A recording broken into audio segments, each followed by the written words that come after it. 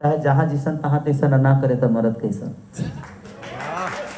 दिमाग में यही था कि ये लड़का नॉर्मल नहीं है, ये मर्द है ही नहीं। तो अपनी परछाई को मैंने बदलने की कोशिश की और आज मुझे लगता है कि भोजपुरी इंडस्ट्री में दुनिया ये भी कहती है कि इससे बड़ा मर्द कोई नहीं है।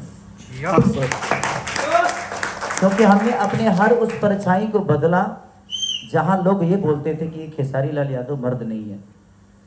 क्योंकि मेरी पहचान हुई थी साड़ी पहन के मैं इंटर किया था। तो कलाकार जो होता है ना, उसका कोई आकार नहीं होता है, जहां जिसन तहां तिसन ना करे तो मर्द कैसन। तो इंसान जब कला के क्षेत्र में होता है तो आज पूरी दुनिया के नायक कहने, हिंदुस्तान के नायक कहने जाने वाले हमारे बच्चन साहब, उन्होंने भी साड़ी पहनी।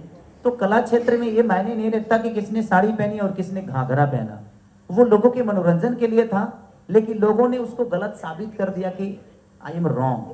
बट कोई नहीं, आज भी मुझे साड़ी पहनना होता है तो मुझे डर थोड़ी लगता है। अब मुझे क्या बताना है लोगों को कि मैं क्या हूँ, सब तो जान ही चुके हैं क्या ये मर्द। तो इसलिए कभी भी अपने पहचान को बताने के लिए आपको आपका वर्क ही बता सकता है।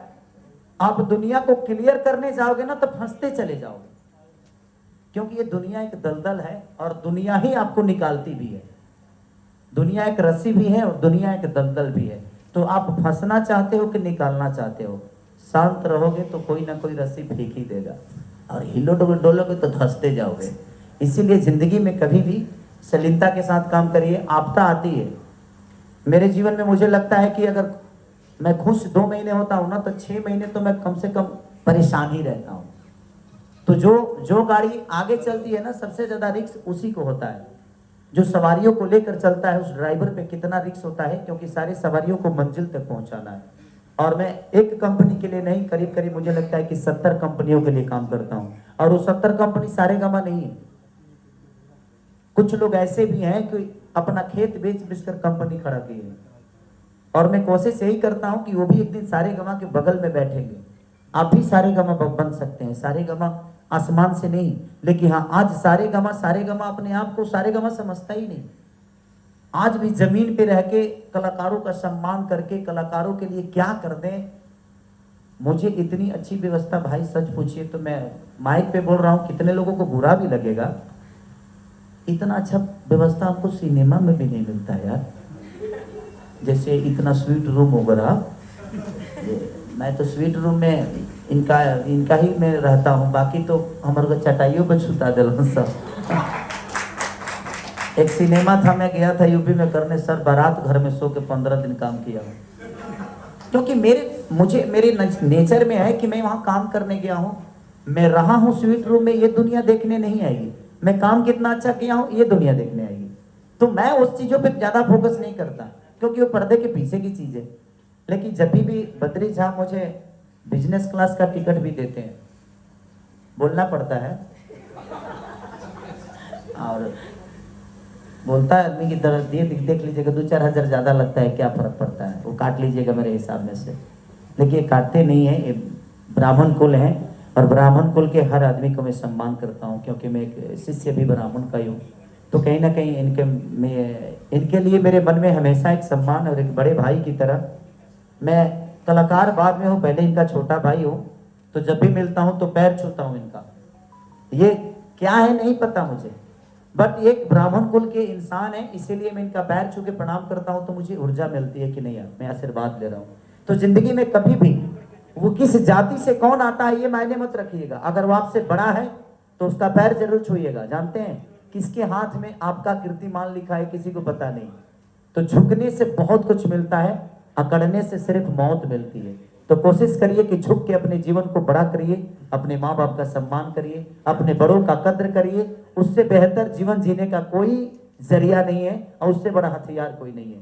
अगर 10 लोग आपको जान गए तो वही 10 20 को जनाएंगे, वही 20 30 को जनाएंगे, और ऐसे ही दुनिया में आप एक मिसाल कायम कर जाओगे। और दुनिया का सबसे बड़ा तरीका एक ही है कि खुद को बस डाउन टू अर्थ रखो, ये दुनिया का सबसे बड़ा हथियार है। Thank you. क्या बात है, बहुत ही जबरदस्त। और तो हम लोग अब क्वेश्चन आंसर सेशन शुरू करते हैं। रंजन जी, एक सेकेंड, मुझे भी ये लास्ट में ये बोलना था, बद्री सर बहुत अच्छे हैं एंड बद्री सर बहुत ही ज़्यादा अच्छे हैं। बद्री सर का दिल बहुत अच्छा है। उन्होंने मुझे डांटा था कोई बात नहीं सर, मैंने पहली बार डांट के आई थी, तब से हम ज़्यादा बहुत अच्छे हो गए हैं। Okay. और मैंने बहुत अच्छे से एक्टिंग भी की थी उसके बाद, राइट। बद्री सर बहुत अच्छे हैं, ये कोई मत भूलिएगा। आप कोई सवाल करना चाहता है? हाँ सर, आपने इससे पहले बंगलिनिया सॉन्ग गाया था, आपको बंगाली लोग कैसे लगते हैं? भाई जहाँ हमारा बिजनेस होता है वहाँ सब लोग अच्छे लगते हैं। खेसारी भैया, सबसे पहले तो आपको नवरात्रि की हार्दिक शुभकामनाएं। और आपका जो गाना है ये बंधु 3 दिन, ये गाना अभी पूरे भारत में ट्रेंडिंग नंबर 3 पे ट्रेंड कर रहा है, क्या कुछ कहना चाहिएगा? ये देखिए लोगों का प्यार है। मैं माइक में बोलूं, मुझे लगता है कि माइक में बोलूंगा तो शायद आपके कैमरे में उस चीजें साफ नहीं आएगी। आ रही है? ट्रेंडिंग में होना और नहीं होना ये मेरे लिए मायने नहीं रखता। मैं लोगों पे अपनी छवि और अपने संगीत का असर कितना छोड़ जाता हूँ ये मेरे लिए मायने रखता है। मैं व्यूवर के लिए काम नहीं करता कभी कि मेरा व्यूवर कितना आ गया, मेरे रील कितने बन गए, नहीं। मुझे लगता है कि मैं असर कितना कर गया। देखिए मेरे कहने का मतलब कोरोना काल में जान कितनी बची ये मायने रखता है, मरे कितने लोग ये मायने नहीं रखता है। हमें गिनती बचाने वाले की होनी चाहिए। तो हमारे संगीत से खुशी कितने लोगों को मिल रही है मैं उसके लिए हमेशा काम करता हूँ। और एक चीज और कि मैं महीने के 20 गाने गाता हूँ। कितने लोगों का ये होता है कि यार इतना गाना क्यों गाते हो, इतना गाना। मैं 20 घर चलाने के लिए गाता हूँ, मैं अपना घर चलाने के लिए नहीं गाता हूँ।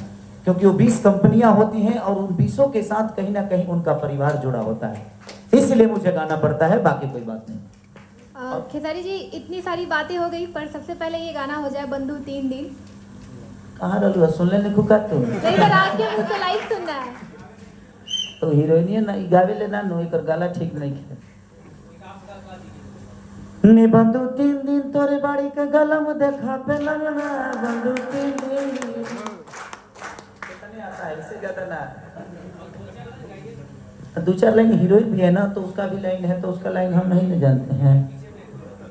ये हीरोइन का गला ठीक नहीं है। मैं हीरोइन के साथ साथ एक सिंगर भी हूँ, मैं जरूर अरे करती ये गाती हैं, हाँ गुड। ये सिंगर हैं, ये एक्टर बाद में, ये सिंगर पहले हैं। बिल्कुल बिल्कुल, बट बताइए थोड़ा सा। मैं थोड़ा गला मेरा खराब है इसलिए। तो मैंने कहना जरूरी था, जब हम छाप दिए थे तो पेमेंट तक घूम लिया जरूरी था।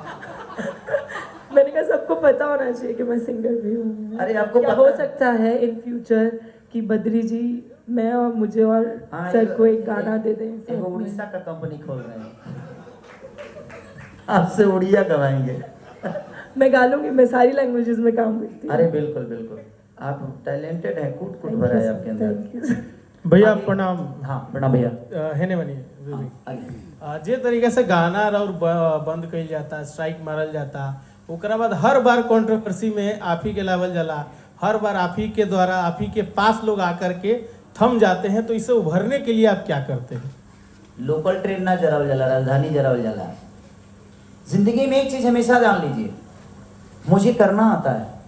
कौन मेरे गाने को ब्लॉक कर रहा है, कौन मुझे डैमेज करना चाहता है।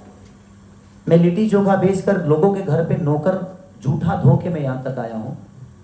तो जब मेरे पास कुछ औकात मेरी नहीं थी, मुझे 2 रुपये की औकात नहीं थी, तो मैं आज आपके सामने, आप जैसे बड़े भाइयों के सामने, इतनी सारे हमारे गार्जियन स्वरूप लोग बैठे हैं, इतने सारे टैलेंटों के सामने मैं कुछ कह रहा हूँ। जब मेरी कोई औकात नहीं थी तो मैं आज यहाँ तक पहुँचा हूँ।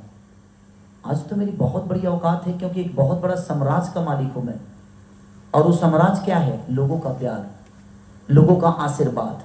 उस समय सिर्फ मेरे माँ बाप के आशीर्वाद हुआ करते थे, और मैं आज तो मुझे लगता है जी अरबों में मेरे माँ बाप हैं, अरबों में मेरे भाई हैं, अरबों में मेरी माँ है, अरबों में मेरी बहन है। तो इतने सारे परिवार के एक बेटे को इतना तकलीफ कोई कितना भी चाहे तो नहीं दे पाएगा, क्योंकि लोगों का प्यार है मेरे साथ। खेसारी भैया, आप लाइव आके कह रहे हैं कि ये किसी की साजिश है, कौन है इन सब के पीछे? अभी तो मीडिया का काम है पता करना, यह हमें पता करके बताएं। जिंदगी में देखिए एक बात बताएं आपसे, जब इंसान आगे बढ़ता है ना तो आगे बढ़ने का कोई रीजन नहीं होता है, लेकिन पीछे आने के बहुत सारे रीजन होते हैं उसके। क्योंकि आगे बढ़ने का कोई रीजन उससे कोई पूछता नहीं है, क्योंकि जो रास्ता वो तय करता है उसको पता ही नहीं है कि इस रास्ते में क्या क्या कष्ट होने वाली है। अगर आपको अपने उन्नति के रास्ते पता चल जाए कि यहाँ ये कष्ट होगी वो कष्ट होगी, तो उस कष्ट से इंसान घबरा के अपने आप हथियार डाल देगा, वो कभी कामयाब नहीं होगा। लेकिन उतरते हैं ना जब हमें नीचा गिराया जाता है तो उसमें भी अपने ही हाथ होते हैं। न तका बढ़िया के राम जी के गति होता है, हमें मतलब गरमाइए